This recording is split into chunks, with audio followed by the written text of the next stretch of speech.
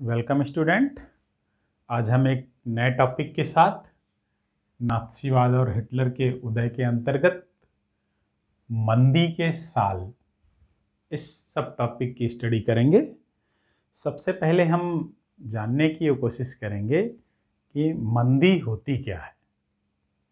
अगर इसका शाब्दिक विश्लेषण करें हम तो मंदी का मतलब होता है मंद गति से चलना, धीरे चलना।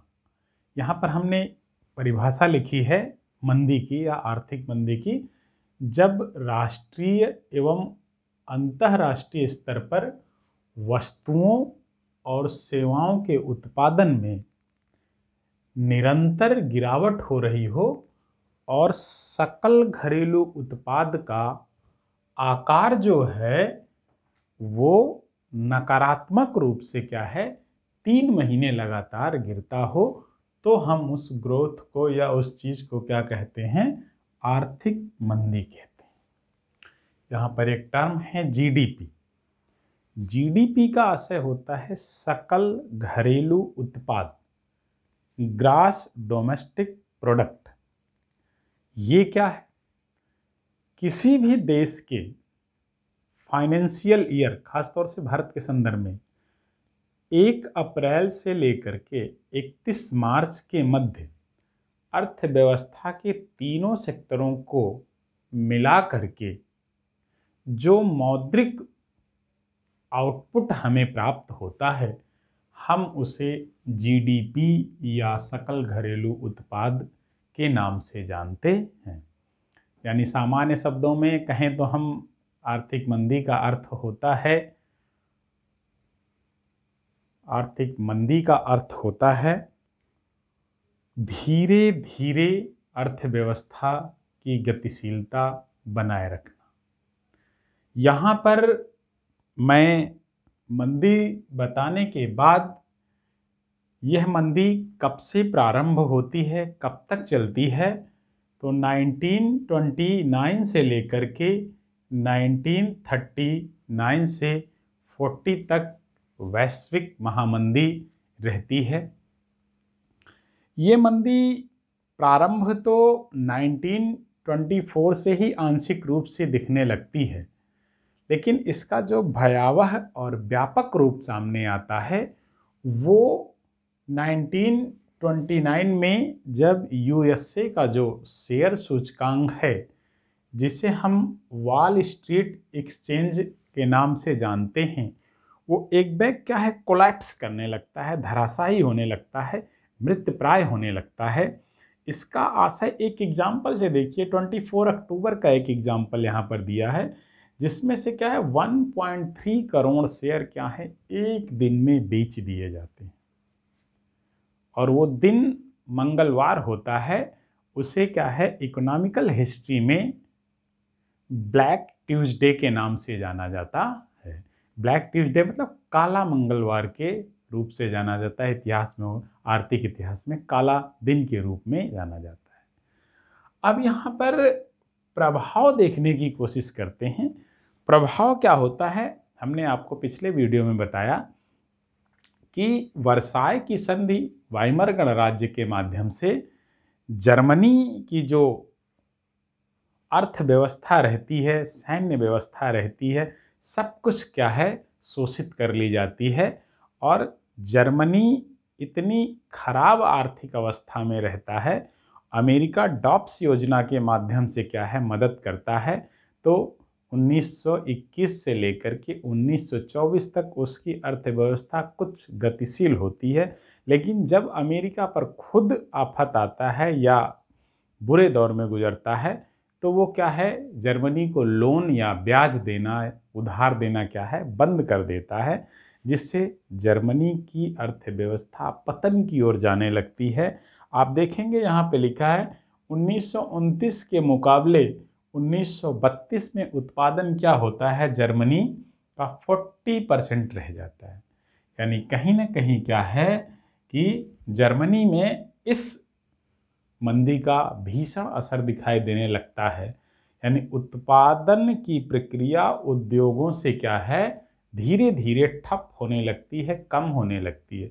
और जब उत्पादन कम होने लगता है किसी भी इंडस्ट्री में, किसी भी राष्ट्र में, तो क्या है, उद्योगपति अपने उद्योग में से मजदूरों को निकालते हैं, क्योंकि वो वेतन पारिश्रमिक नहीं दे पाते हैं, और निकले हुए व्यक्ति क्या है, बेरोजगार के नाम से जाने जाते हैं। यहाँ पर भी देखिए क्या है, दूसरा प्रभाव इसका बेरोजगारी का दिखाई देता है, जो क्या है, उस समय 60 लाख तक पहुंच जाती है। तो एक तरफ क्या है, इंडस्ट्री का प्रोडक्शन घटता है, दूसरी तरफ क्या है, अनएम्प्लॉयमेंट की प्रॉब्लम शुरू हो जाती है। जब अनएम्प्लॉयमेंट की प्रॉब्लम शुरू होती है, जैसा आपकी टेक्स्ट बुक कहती है कि लोग लकड़ी और दफ्ती की तख्ती लेकर खड़े रहते हैं और उस पर लिखा रहता है मैं कोई भी कार्य करने के लिए तैयार हूं, तो अब आप जान जाइए कि उस समय बेरोजगारी कितनी चरम पर रही होगी। लोगों के पास पैसा नहीं है, मार्केट में डिमांड पैदा नहीं होगी। जब डिमांड नहीं पैदा होगी तो क्या है, उत्पादन करने वाली इकाइयों पर बड़ा ही नकारात्मक असर पड़ेगा, और जो 40% रह जाता है।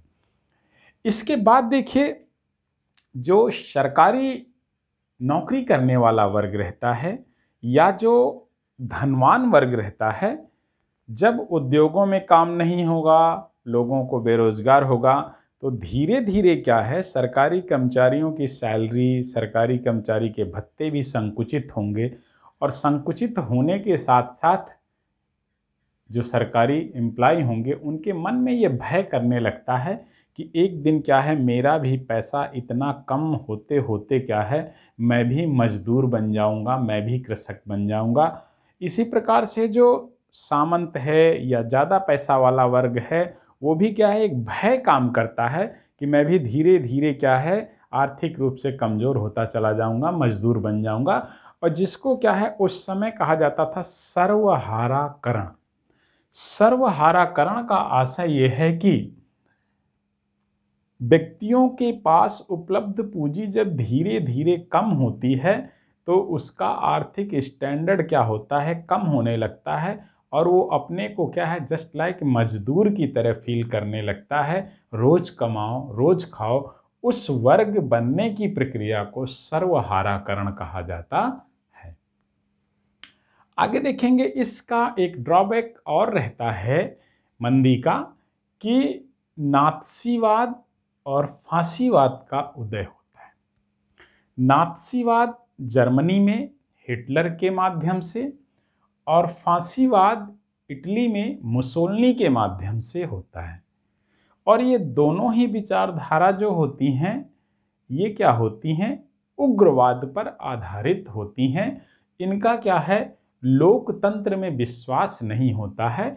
इनके फलने फूलने के लिए ये आर्थिक मंदी जो रहती है वो वास्तव में एक गोल्डन अपॉर्चुनिटी के रूप में आती है, और आगे चल करके यही दोनों आइडियोलॉजी क्या हैं, सेकेंड वर्ल्ड वार के जन्म का कारण बनती हैं। और कुछ विचारक या विद्वान ये भी कहते हैं कि ये नात्सीवाद और फांसीवाद ही क्या हैं, अर्थव्यवस्था को क्या है, सही ट्रैक पर लाते भी हैं। तो इसकी चर्चा नात्सीवाद की हम अगले वीडियो में करेंगे।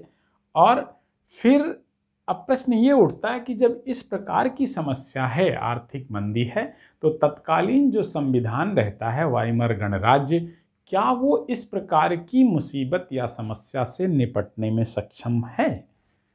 तो यहाँ पर क्या है, जो वाइमर गणराज्य रहता है उसकी खुद अपनी प्रॉब्लम्स रहती हैं, और वो प्रॉब्लम्स मैं यहाँ पर आपके सामने रख रहा हूँ। पहला क्या है, वाइमर गणराज्य में जो मंत्रिमंडल तैयार होते थे वो क्या है, आनुपातिक प्रतिनिधित्व प्रणाली पर चलते थे।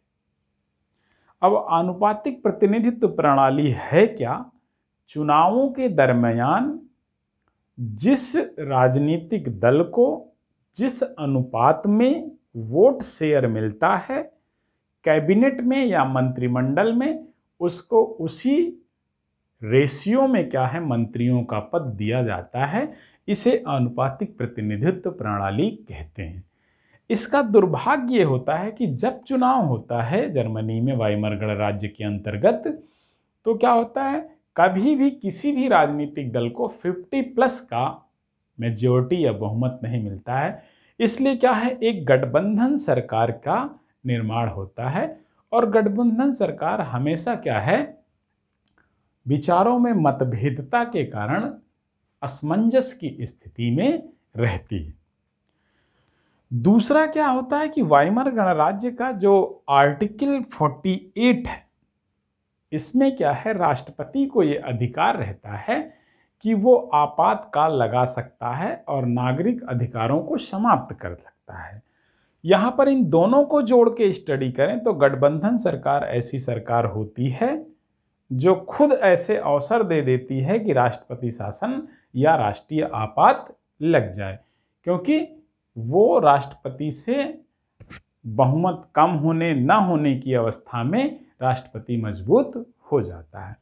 एक उदाहरण दिया हुआ है आपकी टेक्स्ट बुक में कि राष्ट्रपति जो रहता है वो 20 कैबिनेट यानी मंत्रिमंडलों को भंग कर चुका रहता है और एवरेज जो आता है कि एक कैबिनेट जो होता है वो मात्र कितने दिन काम करता है, 239 डेज काम करता है।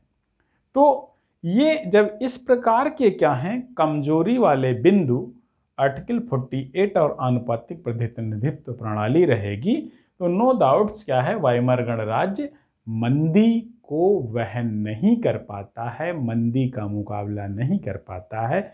और जब मंदी का मुकाबला नहीं कर पाता है तो हिटलर क्या होता है, इन्हीं परिस्थितियों का लाभ उठाता है और सारे बेरोजगारों को ऐसे आश्वासन देता है, प्रोपेगेंडा फैलाता है कि जर्मनी के अपमान का मुख्य कारण, जर्मनी के लोगों के बेरोजगारी का मुख्य कारण वाइमर गणराज्य के अंतर्गत वर्साय की संधि है। इससे जब तक हमें छुट्टी नहीं मिलेगी तब तक हम आगे नहीं बढ़ सकते हैं और इसी का परिणाम होता है नात्सीवाद या हिटलर का उदय होता है।